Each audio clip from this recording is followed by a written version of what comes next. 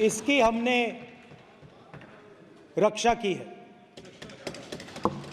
देश ने मिलकर संविधान की रक्षा की है और अच्छा लग रहा है अब कि हर 2-3 मिनट बीजेपी के लोग संविधान संविधान संविधान संविधान कह रहे हैं।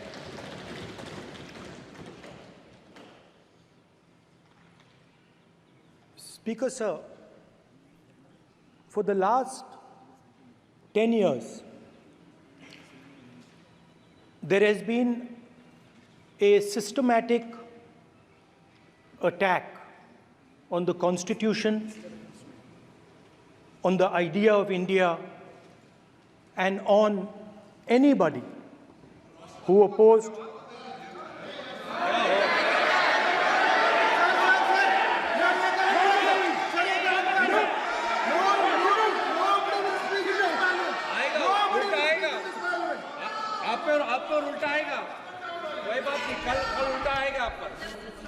There has been just warming up right now. अभी warm up हो रहा है. तो there was a systematic, full-scale assault on the idea of India, on the Constitution, and also on millions and millions of people who resisted the ideas being proposed by the BJP, who resisted the attack on the Constitution. Many of us personally were attacked. In fact, some of our leaders are still in jail. One of our leaders has just recently been released. Another one is still in jail.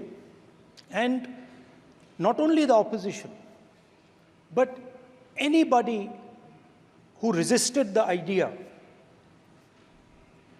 of concentration of power, of concentration of wealth, of aggression on the poor, of aggression on Dalits, minorities, tribals, was crushed, violently crushed. People were put in jail, people were threatened, and I myself was attacked.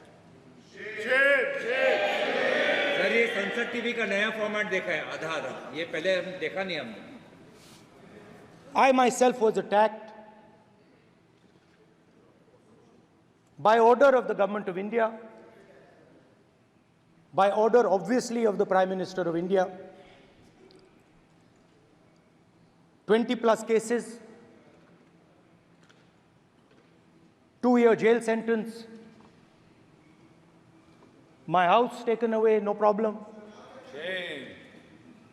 Relentless attack in the media, 24/7, every single day, abuse, attack, abuse, attack. Shame. And then the most enjoyable and beautiful part of it, 55 hours of interrogation by the ED. No, which I really enjoyed. Because by the end of the interrogation, the officer off camera, he switched off the camera and then he asked me, Rahul ji, you've been sitting here 55 hours. आप पत्थर जैसे हो, आप हिलते क्यों नहीं हो? मुझसे सवाल पूछा उसने. तो जब ऐसा आक्रमण होता है, when there's an attack like this on you, you obviously need refuge, you need a place, or you need ideas that defend you. So today I want to start my speech by telling my friends in the BJP and the RSS about the ideas that we used, the entire opposition used, to defend the idea of India. Where these ideas come from and how they gave us the strength, all of us, anybody who opposed the regime, how they gave us the strength to fearlessly take any onslaught that was placed before us. So I'd like to start by showing an image of our refuge. Okay? Sir Shiv ji की photo नहीं दिखा सकते sir? एक minute माननीय सदस्य। Sir Shiv ji की photo मना है सर? एक मिनट सर मना है तो रख देता हूं सर। नो एक मिनट प्लीज। आपने सवाल उठाया, आपके माननीय सदस्यगण 353 का नियम बता रहे थे, 352 का नियम बताया। No please no. आपने कहा इस नियम प्रक्रिया से सदन चलना चाहिए। नियम प्रक्रिया में कोई भी प्ले कार्ड, कोई भी चिन्ह को सदन में नहीं दिखाया जा सकता। आपने कहा नियम से, ऐसा नहीं है। माइक दीजिए सर। जी सर क्या इस हाउस में शिव जी की फोटो दिखाना मना है? माननीय सदस्य, आप बस ये बता दीजिए माननीय सदस्य सर मना है या नहीं? कोई भी चित्र को दिखाने के तो शिव जी का चित्र नियम इस है। साधन इस हाउस में दिखाना मना है? यहाँ पे दूसरी चीजों के चित्र दिखाए जा सकते हैं मगर शिव जी का चित्र नहीं दिखा जा सकता। अगर मैं कह रहा हूं कि हमें इनसे प्रोटेक्शन मिली और मैं समझाना चाह रहा हूं कैसे प्रोटेक्शन मिली, आप मुझे चित्र नहीं दिखाने दे रहे हो। इसके बाद मेरे पास और चित्र हैं, मैं सब दिखाना चाहता था। स्पीकर सर, ये चित्र पूरे हिंदुस्तान के दिल में है। पूरा हिंदुस्तान इस चित्र को जानता है, समझता है। Everybody knows this image. Speaker sir, why I got this image is because there are certain ideas in this image that we defend, that the opposition defends. The first idea in the image that we defend is the idea of confronting our fear, of never being scared. That idea is represented in this image, which you are not allowing me to show, by a snake that is placed right near the neck of Shivji. The idea behind that is never be scared of anything that you face. In fact, Shivji places death 1 inch from his neck. And that is the spirit with which we fought when we were in the opposition. From this idea of resisting, we are still in the opposition, I know. I know that. And I'm happy and proud to be in the opposition. Because for us, there is more than power. There is truth. For you, there is only power. That is the only place you want to be. For us, there is truth. And this is a symbol of truth. So when Shivji places the snake near his neck, what he is saying is, I will accept the truth and I will not back down from the truth, and that is what we have said. After that, a new idea emerges. And of course, I cannot show Shivji's picture, but all of you know it. Behind the left shoulder of Shivji is the Trishul.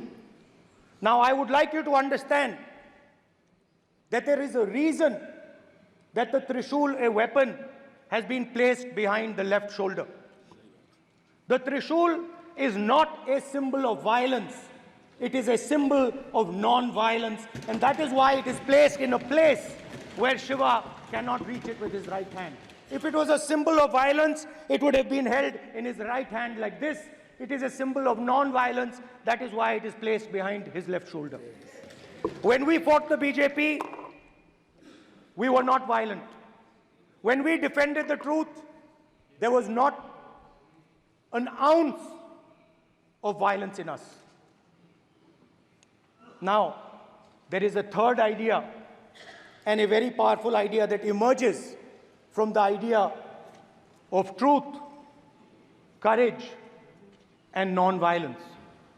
And that idea, of course, it is a symbol that many of you hate, but that idea is the Abhay Mudra, the symbol of the Congress party, which as you can see, is also in this image. And Jai Mahadev. And what that Rajnath Singh ji is looking very surprised. And what that Abhay Mudra shows, it is the next step of the evolution of the idea of facing the truth, fearlessness, and ahimsa. Satya and ahimsa, as Mahatma Gandhi ji used to say. And the Abhay Mudra is the idea that it is not good enough to just keep this internal. It is not good enough to not be scared. It is not good enough to use non-violence. It is also important that you make others not scared, that you help others become fearless, that you help others become non-violent. So in a sense, the Abhay Mudra is a projection from Shivji to the rest of the world about these two ideas. Of course, these two ideas were used by us, all of us, when we fought the British. And they were put forth by Mahatma Gandhi. The Prime Minister, of course, who has a direct connection with God, speaks directly to God. Yes, the Paramatma speaks to Modi ji's Atma directly. Unlike with all humans, we are all biological. We are born, we die, but the Prime Minister is a non-biological being. And the Prime Minister says Gandhi is dead. And Gandhi was revived by a movie. I mean, can you understand the ignorance? That Gandhi is dead and a movie revived the father of the nation. No, Gandhi is not dead. Gandhi is alive. Now,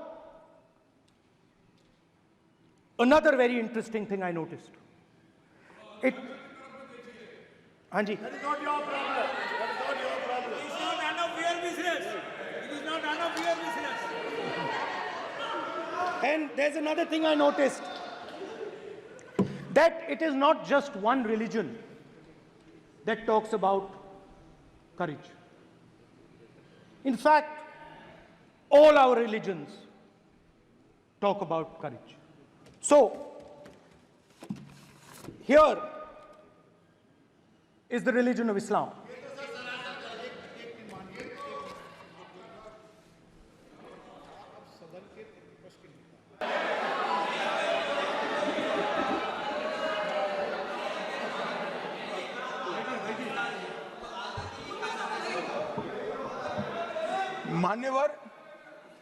मान्यवर मैं बताता हूं कैसे इनके आका मारे गए, वो भी नाम के साथ बताता हूं, जगह के साथ बताता हूं, घंटे, मिनट और सेकंड के साथ बताता हूं। मान्यवर मैं तो अपेक्षा करता था कि जब एक सूचना सुनेंगे पक्ष विपक्ष में खुशी की लहर दौड़ जाएगी, मगर ये स्याही पड़ गई इनके चेहरे। ये क्या है मान्यवर, किस तरह की पॉलिटिक्स?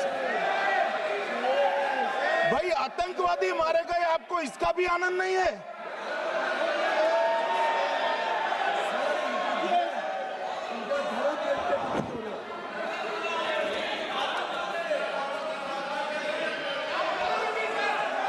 अखिलेश जी बैठ जाइए, मेरा पूरा जवाब सुनिए, आपका सब जवाब आ जाएगा। भाई आप आतंकवादियों का धर्म देखकर दुखी मत होइए।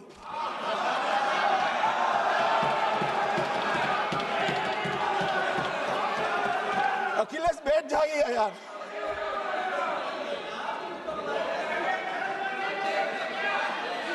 अखिलेश जी बैठ जाइए। मान्यवर किसी को संशय रखने की जरूरत नहीं है, बैलिस्टिक रिपोर्ट मेरे पास है, मेरे हाथ में है और 6 वैज्ञानिकों ने इसको क्रॉस चेक किया है। सुबह 4:46 पर फोन पर मुझे 6 ने वीडियो फोन पर कहा है कि 100% वही गोलियां हैं जो वहां चलाई। मान्यवर, ये हमारे देश की सेना, सीआरपीएफ और जम्मू कश्मीर पुलिस, ये तीनों का एक साझा बहुत बड़ा कामयाबी है, जिस पर 140 करोड़ को नाज होना चाहिए, देश की जनता को नाज। मान्यवर, मैं तो गया था वहां पर जब ये घटना हुई। दूसरे दिन इनके परिजनों को मिला था। 6 दिन की शादी वाली बच्ची विधवा होकर मेरे सामने खड़ी थी। आज तक मैं वो दृश्य नहीं भूल सकता। मगर आज सारे परिजनों को मैं कहना चाहता हूं कि मोदी जी ने ऑपरेशन सिंदूर से भेजने वालों को भी मारा और हमारे सुरक्षा बलों ने जिनको भेजा था उनको भी मारा, और एक ऐसा सबक सिखाया है कि आने वाले कई दिनों तक कोई ऐसी हिम्मत नहीं कर पाएगा। मान्यवर, मैं थोड़ा एनआईए की जांच के बारे में भी बताना चाहूंगा। मान्यवर, जिस दिन लश्कर ए तोयबा ने और इसके आउटफिट टीआरएफ ने इसकी जिम्मेदारी ली, उसी दिन हमने तय कर लिया था कि ये जांच एनआईए को सौंप दी जाएगी, क्योंकि एनआईए आतंकवाद के केसों की जांच के लिए, वैज्ञानिक तरीके से जांच करने के लिए और सजा कराने के लिए महारत हासिल की हुई विश्व मान्य एजेंसी है, जिसका सजा कराने का दर 96% से ज्यादा है। मान्यवर, हमने तुरंत ही इसकी जांच एनआईए को दे दी। हमने पूरी व्यवस्था की। सेना, बीएसएफ, सीआरपीएफ और जम्मू कश्मीर पुलिस ने कि लोग देश छोड़कर भाग न जाए। और मान्यवर, इसकी जांच की शुरुआत हुई। एक थकाने वाली बहुत लंबी जांच हुई है। जांच के दौरान मृतक के परिजन जो साथ में थे, उनको सभी को चर्चा किए गया। पर्यटकों, खच्चर वालों, पोनी वालों, फोटोग्राफर, कर्मचारियों, विभिन्न दुकान में काम करने वाले लोगों, कुल मिलाकर 1055 लोगों की लंबी 3000 घंटे से ज्यादा पूछताछ इंफॉर्मेशन के लिए की गई और इस सबको वीडियो पर रिकॉर्ड कर दिया गया। और बाद में इसके आधार पर स्केच बनाया गया और ढूंढते 22/6/25 को एक बशीर की पहचान की गई और परवेज की पहचान की गई, जिन्होंने आतंकवादी घटना के अगले दिन आतंकवादियों को शरण दी थी। उनको अपने ढोक में रखा था। वो दोनों को गिरफ्तार कर लिया गया। अब वो हमारी कस्टडी में है। दोनों गिरफ्तार अपराधियों ने खुलासा किया कि 21/4/25 की रात को 8 बजे 3 आतंकवादी बेसरन से लगभग 2 किलोमीटर दूर स्थित परवेज ढोक में आए थे। आतंकवादियों के पास AK-47 और M9 कार्बाइन थी। जो 2 आतंकवादियों ने काली पोशाक पहनी थी और एक ने छद्म वेश किया था। खाना खाया, चाय पी और ढोक से निकलते वक्त कुछ खाना, नमक, मिर्च और मसाले लेकर वो चले गए। मान्यवर, उस वक्त हमने जिन खोखों को रिकवर किया था, इसको हमने चंडीगढ़ FSL में टेस्टिंग के लिए भेज दिया। और जब चंडीगढ़ FSL में टेस्टिंग के लिए भेजा गया तो वही राइफल से एप्को आतंकी हमला हुआ था, वो भी निश्चित हुआ। तो आज इसके साथ साथ दूसरे एप्को आतंकी हत्या को अंजाम देने वाले आतंकियों का भी इसके साथ ही समाप्ति हुई है, उनको मार दिया गया है। मान्यवर, और इसके बाद में स्केच बनाया गया। गिरफ्तार किए गए दोनों आरोपियों की माता जो थी, उन्होंने ये तीनों आतंकियों के मृतदेहों को पहचान लिया है। दोनों आतंकवादी घटना में साथ लेने वाले उनके साथियों ने भी पहचान लिया है। और अब उसकी FSL की पुष्टि भी आज सुबह 4 बजे हो गई थी। अब मैं जांच का पूरा ब्यौरा बताना चाहता हूं। मान्यवर, ये हमले में 3 पाकिस्तानी आतंकवादी थे। हमले में 2 AK-47 और 1 M9 कार्बाइन का प्रयोग किया गया था और अब जो पकड़े गए हैं इसके सुलेमान के कारण एप्को का मामला भी आज रिजॉल्व हो रहा है और आतंकवादियों को पनाह देने वाले 2 स्थानीय लोगों को भी इस केस में पकड़ लिया गया है। अब मान्यवर कल पूछते थे कहां से आए, कहां गए, किसकी जिम्मेदारी है। भाई जिम्मेदारी हमारी ही है, हम सरकार में हैं, हमारी ही जिम्मेदारी है। मगर मैं पूछता हूं जब आप सरकार में थे तब क्या क्या हुआ था, इसकी जिम्मेदारी किसकी थी और क्यों निर्वहन नहीं किया, वो भी बाद में पूछूंगा, जरा धीरज से सुनना। मगर मान्यवर मुझे एक बड़ा दुख हुआ। कल इस देश के पूर्व गृह मंत्री चिदंबरम जी ने सवाल उठाया कि क्या प्रूफ है कि ये आतंकवादी पाकिस्तान से आए, और मान्यवर कब उठाया, जब संसद में चर्चा होने वाली थी। क्या कहना चाहते हैं चिदंबरम साहब, किसको बचाना चाहते हैं, पाकिस्तान को बचाकर आपको क्या मिलेगा। वो ये कह रहे हैं कि और क्या है, मत जवाब दो ना।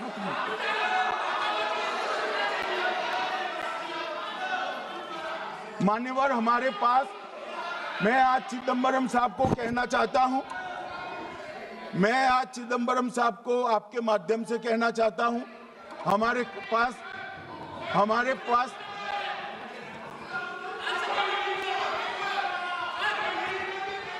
मान्यवर हमारे पास प्रूफ है, वो भी मैं सदन के सामने रखना चाहता हूं कि तीनों पाकिस्तानी थे। 3 में से 2 के पाकिस्तान के वोटर नंबर भी आज हमारे पास उपलब्ध है। मान्यवर ये राइफलें हैं, ये राइफलें भी हमारे पास उपलब्ध है। इनके पास से जो चॉकलेटें मिली हैं वो चॉकलेटें ढोक में से मिली, वो भी पाकिस्तान की बनाई हुई चॉकलेट है। मान्यवर ये कहते हैं कि पाकिस्तानी नहीं थे, इसका मतलब पूरी दुनिया के सामने इस देश का एक पूर्व गृह मंत्री पाकिस्तान को क्लीन चिट दे रहा है।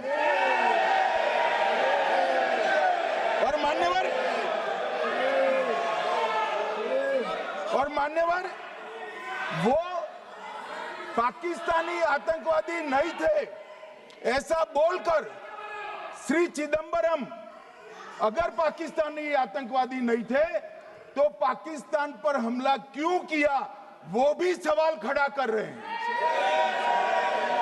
मान्यवर आज पूरी दुनिया ने हमारे संसद सदस्य गए थे, स्वीकारा था कि हमला पाकिस्तान ने किया है, और इस देश का गृह मंत्री जो कांग्रेस पार्टी से आता है वो कहता है कि क्या सबूत है।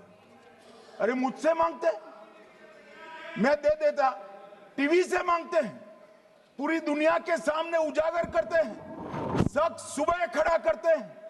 पाकिस्तान को बचाने का इनका ये षड्यंत्र आज 130 करोड़ लोग जान रहे हैं। बच नहीं पाओगे आप लोग, बच नहीं पाओगे। मान्यवर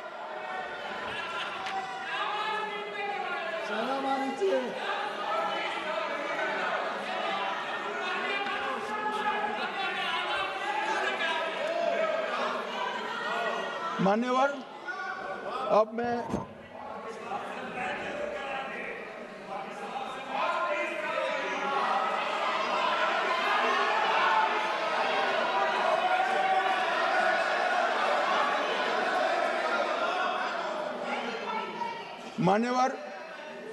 अब मैं पहलगांव आतंकी हमला और ऑपरेशन सिंदूर, ये दोनों घटनाक्रम के लिए मान्यवर ये अभी से थक जाते हैं।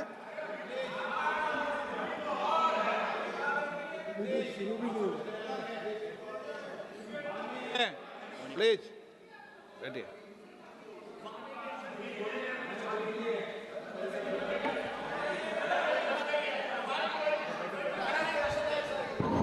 मान्यवर, मैं आपके माध्यम से कहना चाहता हूं, थोड़ा धैर्य रखे भैया, अभी तो शुरू हुआ है, अभी तो शुरू हुआ है। मान्यवर, मैं पहलगांव आतंकी हमला और ऑपरेशन सिंदूर के बारे में पूरा घटनाक्रम बताना चाहता हूं। कल ढेर सारे सवाल उठाए। वैसे तो मुझे लगता था कि कल रक्षा मंत्री जी के भाषण के बाद शायद कांग्रेस पार्टी सपोर्ट में भाषण देना शुरू करेगी,